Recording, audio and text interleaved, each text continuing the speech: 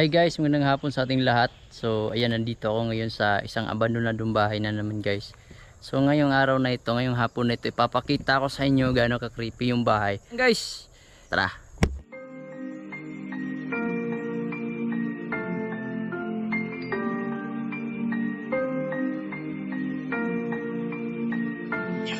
Handa ka na ba ang pasukin ang bawat misteryo sa gitna ng kakahuyan? Mga elemento na nagsisigala kung minsan naman ay nagpaparamdam. Mga nilalang na di nakikita ng mga ordinaryo mata sa gabi. Halika't samahan natin tuklasin ang misteryo kasama si Real Ghost TV.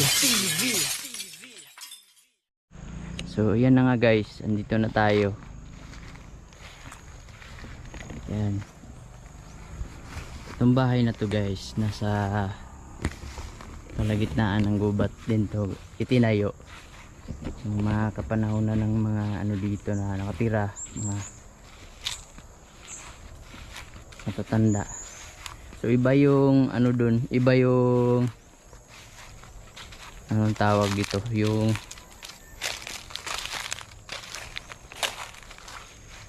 henerasyon nila dati. Kasi yung mga tao dati gusto ng mga ano ganitong pwesto ng bahay na dito itayo talaga sa mga medyo creepy na lugar kasi tahimik tapos peaceful. Ganyan yung mga matatanda.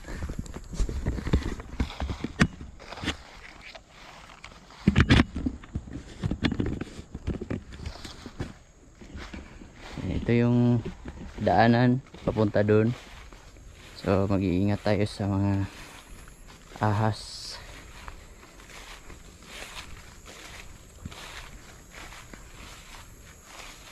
So ayan guys, ang mga kapitbahay dito medyo malalayo.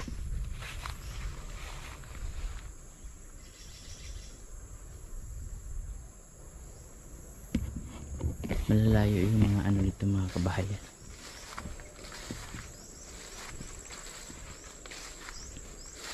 Ay, nakakatakot yung daan.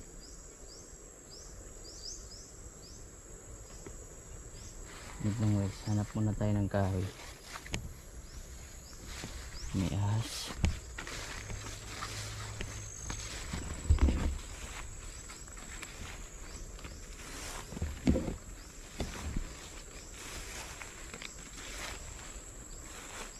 Ayan, halatang abandonado na siya kasi yung daanan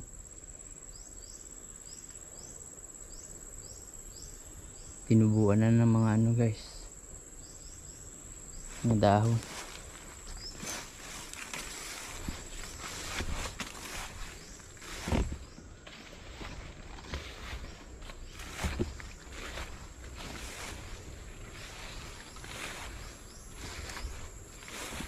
So dito guys, nung nag vlog ako dito, may umiiyak na bata.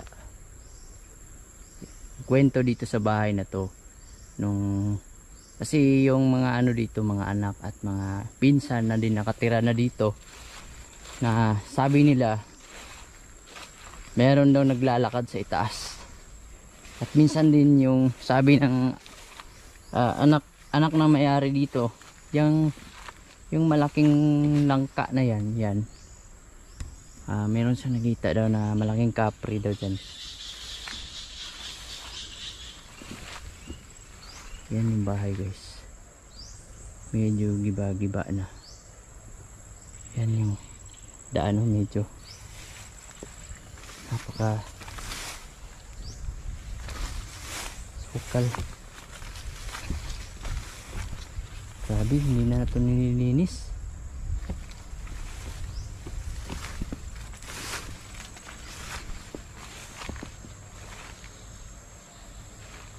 Yan na.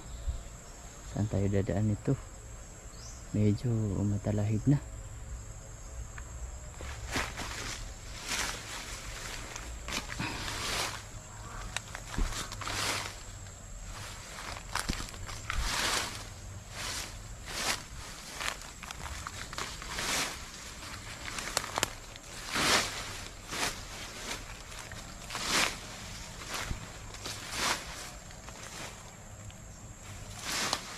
Kuha tayo ng kahoy guys. Delikado. May ahas dito.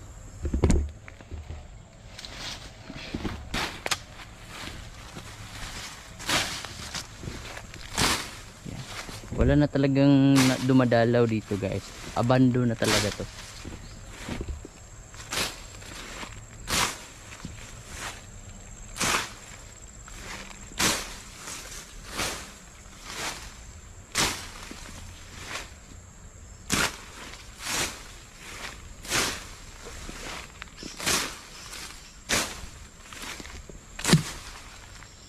Ulat ako.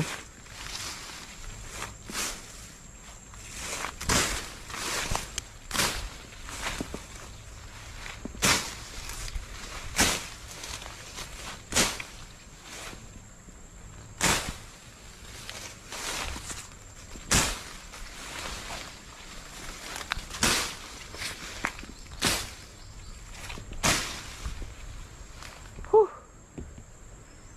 Ito yung bahay guys.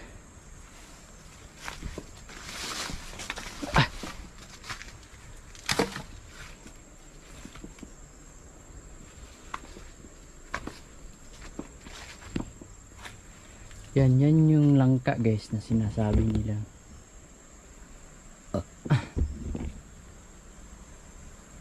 May ano daw? May kapri daw dyan, sabi ng may-ari dito.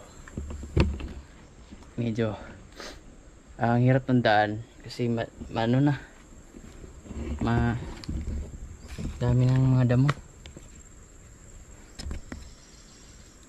Yan, ito yung likod ng bahay. So makikita na dun wala talagang mga kapitbahay dito malalayo.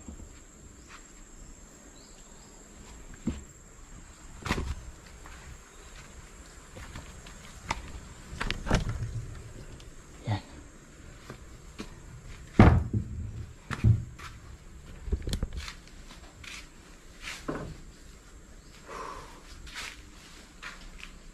Medyo ano lang talaga to, giba-giba na.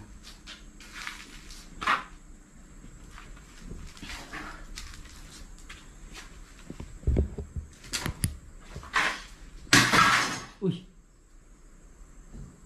Wow. Oh my god. May nagpaparamdam na agad guys. Kahit araw dito guys, sobrang creepy.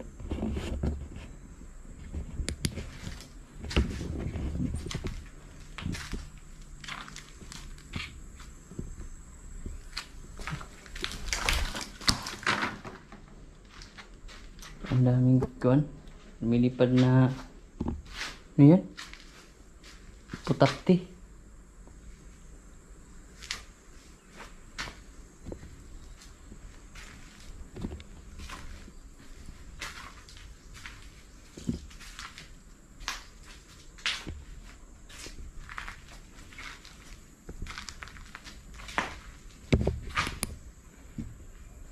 Ayan, sobrang dilim dito guys.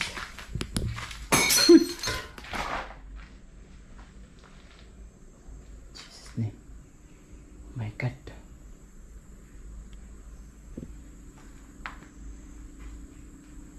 Yan kung nandito man kayo, wag po kayo magalit sa akin. Mamasyal lang po ako sa bahay na to. Pahintulutan nyo sana ako pumasok sa bahay na ito. My God. Guys, nagpaparamdam sila. Nagpaparamdam sila sa akin guys. Shh. Grabe ang creepy ng bahay ito. Ito yung likod guys ng bahay. Yan. Wala talagang makikita na mga ano dito guys. Mga kabahayan. Sapa na dun. Whew! Jesus.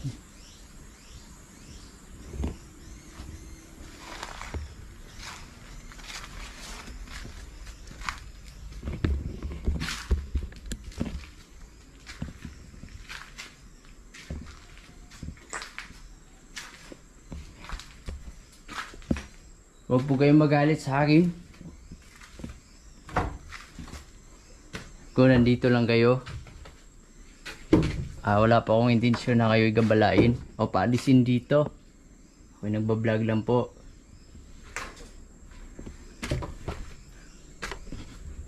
Iba na yung ano dito guys.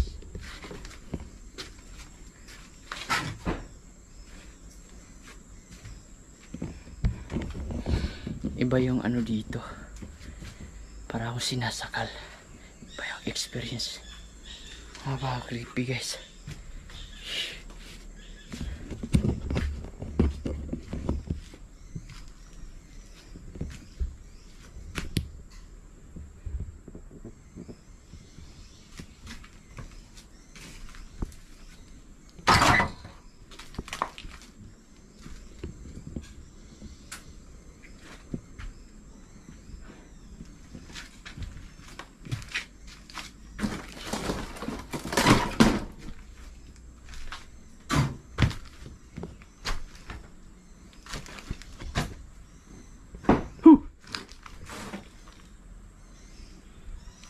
Oh my god.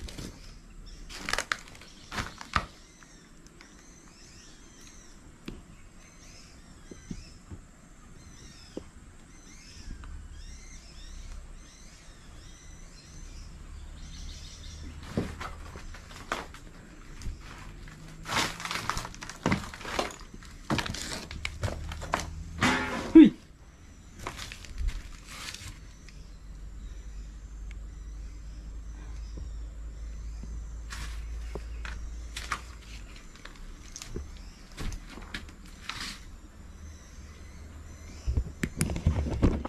Kaya ganito na lang yung bahay na to guys, sa mga pagparamdam. Kasi nga wala na nagmi-maintain, wala na nag-aayos dito, naglilinis. Kaya sobrang creepy talaga tong lugar na to guys.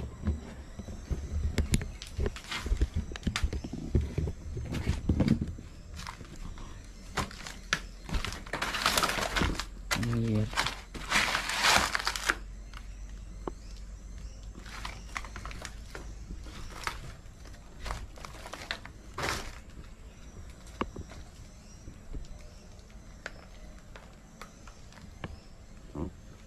Hindi na tayo papasok dyan, baka may ahas dyan. Sigurado mayroong may ahas dyan.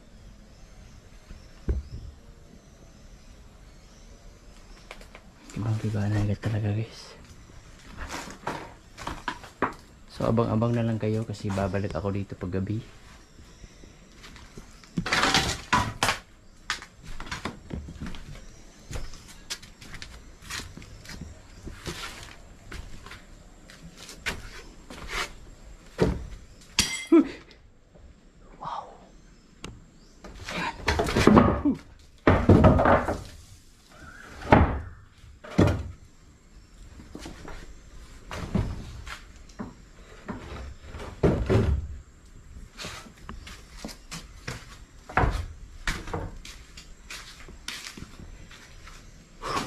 Grabe, sobrang haunted ng bahay na to. So